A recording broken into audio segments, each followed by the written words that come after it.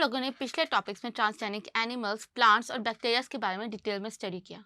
अब हम बात करते हैं इन ट्रांसजेनिक एनिमल्स को हम क्लोन कैसे करते हैं। क्लोनिंग बाय डेफिनेशन ये वो टेक्निक होती है जिससे हम एक सेल ऑफ इंडिविजुअल से क्रिएट कर सकते हैं एक होल ऑर्गेनिज्म जो कि उस सेल या उस ह्यूमन के आइडेंटिकल होते हैं।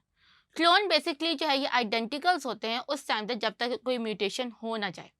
अब ये क्यों ज़रूरी होता है? फॉर एग्जांपल साइंटिस्ट ने बहुत मेहनत से एक ऐसा ट्रांसजेनिक एनिमल क्रिएट किया है जिसके पास वो तमाम क्वालिटीज़ है जो कि साइंटिस्ट को रिक्वायर्ड थी। आइडियल ऑर्गेनिज्म है। अब साइंटिस्ट चाहते हैं कि वही आइडियल ऑर्गेनिज्म जो है वो अपनी जेनेटिक रिकॉम्बिनेशन को या अपने क्रोमोसोम्स के जो जेनेटिक कॉम्बिनेशन है उसको प्रिजर्व करे और वो जो है वो उसको इसी तरह आइडेंटिकली उसकी नेक्स्ट जनरेशन में ट्रांसफ़र हो।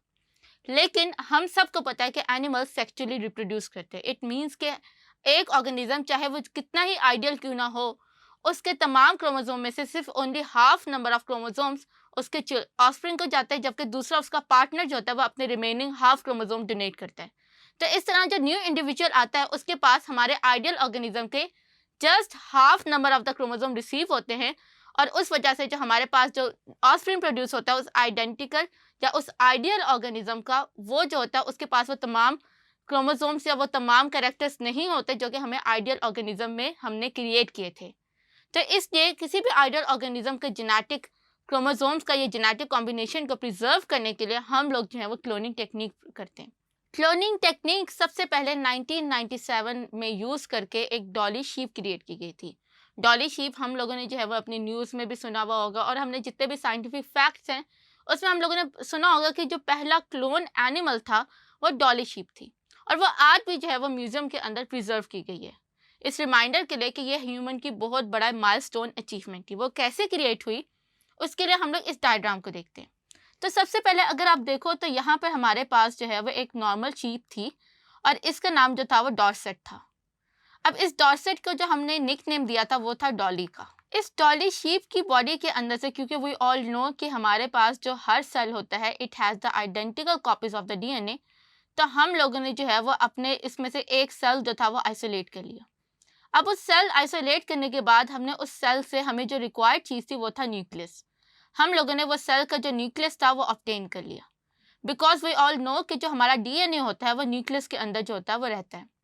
सो दैट्स हम लोगों ने जो था वो अपना डिज़ायर सेल जो था वो ऑब्टेन किया जिसके अंदर न्यूक्लियस था और उस न्यूक्लियस के अंदर हमारे पास डॉली का डीएनए मौजूद था। फिर हम लोगों ने एक और मदर ऑर्गेनिज्म लिया और उस मदर ऑर्गेनिज्म का हम लोगों ने एग सेल लिया। अब एग सेल, यहाँ पर बच्चे कंफ्यूज होते हैं कि एग सेल तो हैप्लॉइड था और हैप्लॉइड क्यों था? क्योंकि उसके न्यूक्लियस के अंदर हाफ नंबर ऑफ क्रोमोसोम थे, लेकिन हम लोगों को क्योंकि एग ही सेल चाहिए था और हम लोगों को क्रोमोसोम से कोई कंसर्न नहीं था क्योंकि हम लोगों ने फुल पेयर ऑफ क्रोमोसोम जो था वो डालना था। अब इस हाफ नंबर ऑफ क्रोमोसोम वाले न्यूक्लियस को हम लोगों ने रिमूव कर दिया इस तरह से माइक्रो सेक्शन डायसेक्शन से। अब फिर उसके बाद हमारे पास जो था वो एग सेल ऐसा है जिसके पास ई न्यूक्लिएटेड था, यानी कि ऐसा एग सेल जिसके पास कोई न्यूक्लियस नहीं था। हम लोगों ने डॉली का न्यूक्लियस एग सेल के अंदर जो है वो डाला with the help of electroporation. Electroporation technique क्या है वो मैं आपको आगे नेक्स्ट वीडियोस के अंदर समझाऊंगी। तो इस इलेक्ट्रोपोरेशन टेक्निक की वजह से जो न्यूक्लियस था वो एग सेल के अंदर डाल किया गया। अब ये जो एग सेल था इसके पास डबल यानी कि डिप्लॉयड सेल बन गया। डिप्लॉयड क्यों बना? क्योंकि इसके पास जो क्रोमोसोम इसे मिले हैं, न्यूक्लियस मिला है, वो डिप्लॉयड नंबर ऑफ क्रोमोसोम्स रखता है। अब फिर उसके बाद जो था ये इस एग सेल ने अपने आप को डिवाइड करना शुरू किया with the help of mitosis. Mitosis के बाद ये 16 सेल स्टेज में आया जिसको हम लोग एम्ब्रियो कह रहे हैं और ये एम्ब्रियो हमने वापस एक जो थी एक गोट उसके अंदर हमने डाल दिया। अब ये जो गोट थी ये इसके अंदर जो था वो हम लोगों ने जब ये एम्ब्रियो डाला तो इसको हम लोग सरोगेट मदर कह रहे हैं।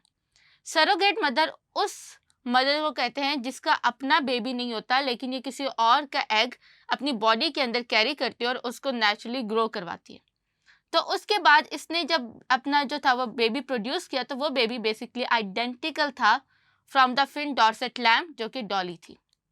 तो डॉली जो बेबी क्रिएट हुआ उसके फिजिकल फीचर्स, उसकी अपीयरेंस, इवन उसका बिहेवियर जो था वो अपने अडल्ट फिन डॉर्सेट ईव जिसे हम डॉली कह रहे हैं उसके था। तो इस तरह से साइंटिस्ट ने पहला 1997 के अंदर अपनी जो आइडेंटिकल कॉपी या पहला क्लोन जो था वो क्रिएट किया गया। अब यहाँ पे जो था वो क्वेश्चन रेज हुआ था कि क्या इसके बाद साइंटिस्ट जो थे वो इस बात के लिए ओवर एक्साइटेड थे कि हम लोग ह्यूमंस का भी with using this technique clone produce कर सकते हैं। तो फिर अमेरिकन सोसाइटी जो थी उसके अंदर जॉर्ज डब्ल्यू बुश की प्रेजेंस पे जो था वो इस बात को डिस्कस किया गया। डिफरेंट रिलीजियस सोसाइटीज़, चाहे वो क्रिश्चियनिटी हो चाहे वो मुस्लिम सोसाइटीज़ हो, उन्होंने ये कंसर्न और एथिकल इश्यूज रेज किए कि जो सोल होता है वो दोबारा से रिक्रिएट नहीं हो सकता।